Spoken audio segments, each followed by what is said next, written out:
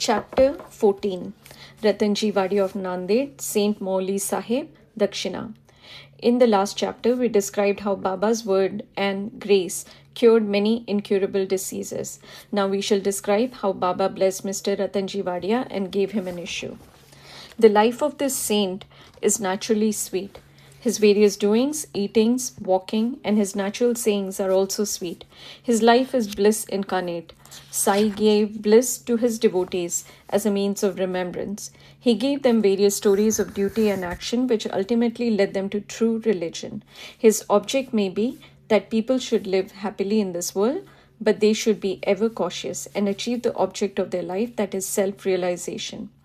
We get human body as a result of merits in past births, and it is worthwhile that with its aid we should attain devotion and liberation in this life. So we should never be lazy but always be on the alert to gain our goal of life. If you hear the Leelas, that is stories of Sai daily, you will always see him. Day and night you will remember him in your mind. When you assimilate Sai in this way, your mind will lose its fickleness, and if you go on in this manner, it will finally be merged in pure consciousness. Ratanji of Nanded. Now, let us come to the main story of this chapter. In Nanded, in the Nizam state, there lived a Parsi mill contractor and trader by name Ratanji Shapurji Wadia. He had amassed a large amount of money and had acquired fields and lands. He had cattle, horses, and conveyance and was very prosperous. In all outward appearances, he looked very happy and contented, but inwardly he was not so. Providential dispensation is such that no one in this world is completely happy. And rich Ratanji was no exception to this. He was liberal and charitable, gave food and clothing to the poor, and helped all in various ways. The people took him to be a good and happy man, but Ratanji thought himself miserable, as he had no issue, male or female, for a long time. Just as kirtan, that is singing glories of the Lord without love or devotion, song without rhythmical accompaniments, Brahmin without the sacred thread, proficiency in all arts without common sense, pilgrimage without repentance, and ornamentation without a necklace are futile and useless, so is a householder without an issue. Ratanji always brooded on this matter and said in his mind, "Would God be ever pleased to grant me a son?" He thus looked morose and did not relish his food. Day and night he was enveloped with anxiety as to whether he would ever be blessed with a son. He had a great regard for Dasganu Maharaj. He saw him and opened his heart before him. Dasganu advised him to go to Shirdi, take Baba's darshan, fall at his feet, and seek his blessings and pray for an issue. Ratanji liked the idea and decided to go to Shirdi. After some days, he went to Shirdi, took Baba's darshan, and fell at his feet. Then, opening a basket, he took out a beautiful garland of flowers and placed it around Baba's neck and offered him a basket of fruits. With reverence, he then sat near Baba and prayed to him, saying, "Many persons who find themselves in difficult situations come to you, and you relieve them immediately. Hearing this, I have anxiously sought your feet. Please do not disappoint me." Sai Baba then asked him for dakshina of ₹5, which Ratanji intended to give, but added that he had already received ₹3-14-0 from him, and that he should pay the balance only. Hearing this, Ratanji was rather puzzled. He could not make out as to what Baba meant. That was the first time he thought that he had come to Shirdi, and how was it that Baba said that he had earlier got ₹3-14-0 from him. He could not solve the riddle, but he sat at Baba's feet and gave the balance of the dakshina asked for, explained to Baba fully as to why he came and sought his help, and prayed that Baba should bless him with a son. Baba was moved and told him not to worry, and that thence onward his bad days had ended. He then gave him Udi, placed his hand on his head, and blessed him, saying that Allah, that is God, would satisfy his heart's desire. Then, after taking Baba's leave, Ratanji returned to Nanded and told Dasganu everything. that took place at Shirdi. He said that everything went on well there, that he got Baba's darshan and blessings with prasad, but there was one thing which he could not understand. Baba said to him that he had got rupees 3-14-0 before. Please explain as to what Baba meant by this remark. He said to Dasganu, I never been to Shirdi before, and how could I give him the sum to which Baba referred? To Dasganu too, it was a puzzle, and he thought much over it for a long time. Some time afterwards, it struck him that Ratanji had received some days ago a Mohammedan saint by name Mauli Sahib in his house and had spent some money for his reception. This Mauli Sahib was a well-known saint of Nanded and worked as a porter. When Ratanji decided to go to Shirdi, this Mauli Sahib turned up at Ratanji's house. Ratanji knew him and loved him, so he gave a small party in his honor. Dasganu got from Ratanji the memo of expenses of this reception, and everybody was wonderstruck to see that the expenses amounted to exactly rupees 3-14-0. Nothing more, nothing less. They all came to know that Baba was omniscient, that though he lived in Shirdi, he knew what happened outside far away from Shirdi. In fact, he knew the past, present, and future and could identify himself with anybody. In this particular instance, how could he know the reception given to Mauli Sahib and the amount spent therefore, unless he could identify himself with him and be one with him? Ratanji was satisfied with this explanation, and his faith in Baba was confirmed and increased. In due time, he was blessed with a son, and his joy knew no bounds. It is said that he had in all a dozen issues, out of which only 4 survived. In a footnote towards the end of this chapter, it is stated that Baba told Rao Bahadur Harivinayak Sathe after the death of his first wife to remarry and that he would get a son. R.B. Sathe married second time. The first 2 issues by this wife were daughters, and he therefore felt very despondent. But the third issue was a son. Baba's word did come true, and he was satisfied. Dakshina. Now we shall close this chapter with a few points about Dakshina. It is a well-known fact that Baba always asked for Dakshina from people who went to see him. Somebody may ask a question, if Baba was a fakir and perfectly non-attached, why should he ask for Dakshina and care for money? We shall consider this question broadly now. First, for a long time, Baba did not take anything. He stored burned matches and filled his pocket with them. He never asked anybody for anything, whether he be a devotee or otherwise.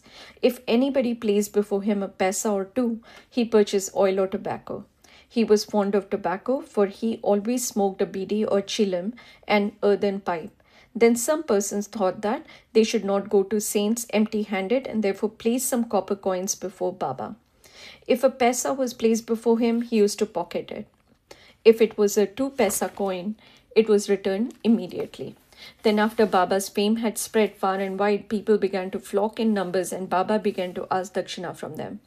It is said in the Shruti, that is Veda, that puja of the gods is not complete unless a golden coin was offered. If a coin was necessary in the puja of the gods, why should it not be so in the puja of the saints also? Ultimately, the Shastras laid it out that when one goes to see God, king, saint, or guru, he should not go empty-handed. He should offer something, preferably money. In this connection, we may notice the precepts recommended by the Upanishads. The Brihadaranyaka Upanishad says that the Lord Prajapati advised the gods, men, and demons by one letter, Da. The gods understood by this letter that they should practice Dhamma, that is, self-control.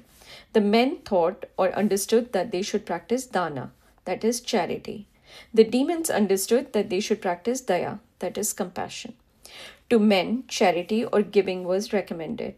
The teacher in the Taittiriya Upanishad exhorts his pupils to practice charity and other virtues. Regarding charity, he says, give with faith, or even without it, give with magnanimity. That is, liberally, give with modesty, awe, and sympathy.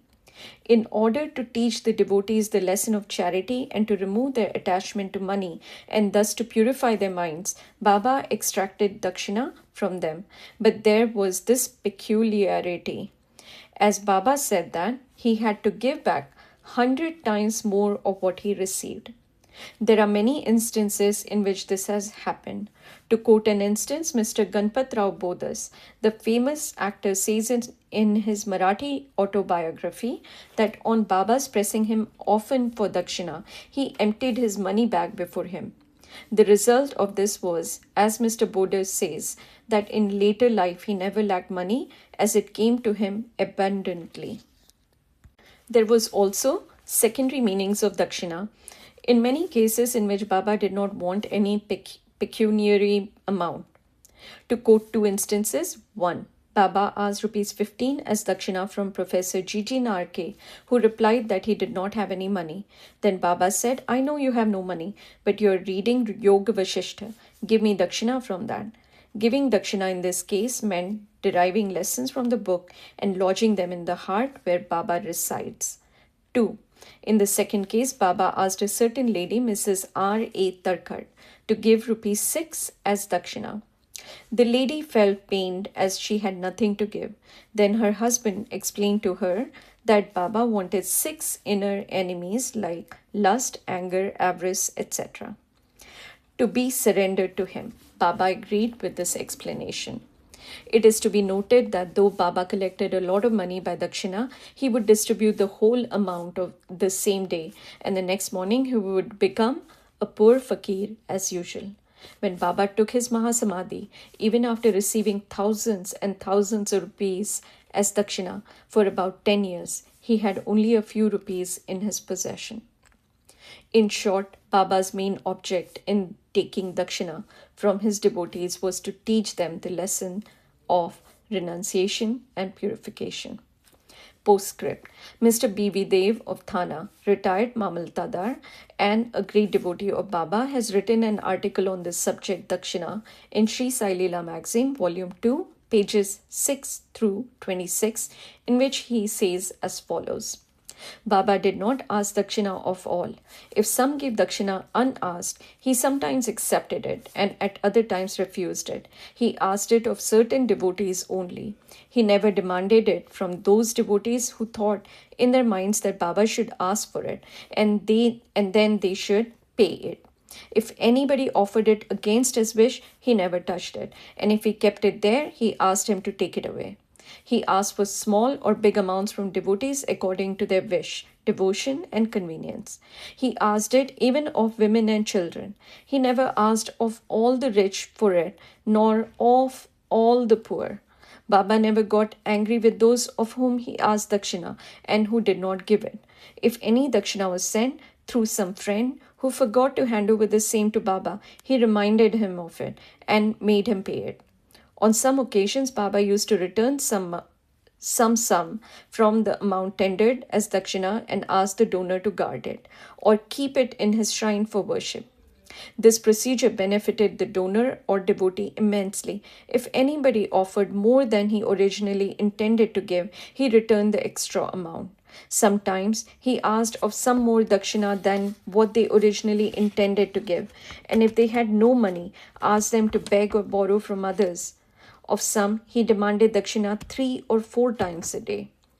Out of the amount collected as dakshina, Baba spent very little for his own sake. Example, for buying chilim, that is smoking pipe, and fuel for his dhuni, that is sacred fire. And all the rest he distributed as charity in varying proportions to various persons. All the paraphernalia of the Shirdi Sansthan was brought by various rich devotees at the instance and suggestion of Radhakrishna Mai.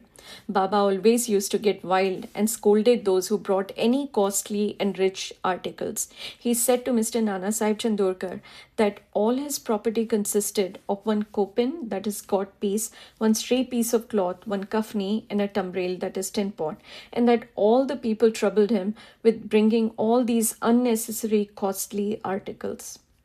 Women and wealth are the two main obstacles in the way of our paramartha, that is spiritual life, and Baba had provided in Shirdi 2 institutions, that is, Dakshina and Radha Krishna Mai. For whenever they came to him, he demanded Dakshina from them and asked them to go to the school, that is, Radha Krishna Mai's house.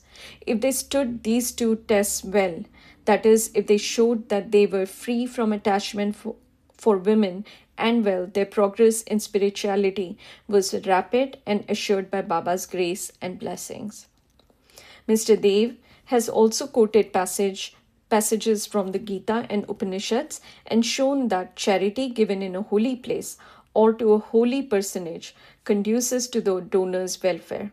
What is more holy than Shirdi and its presiding deity, Sai Baba? Bow to Shri Sai, peace be to all.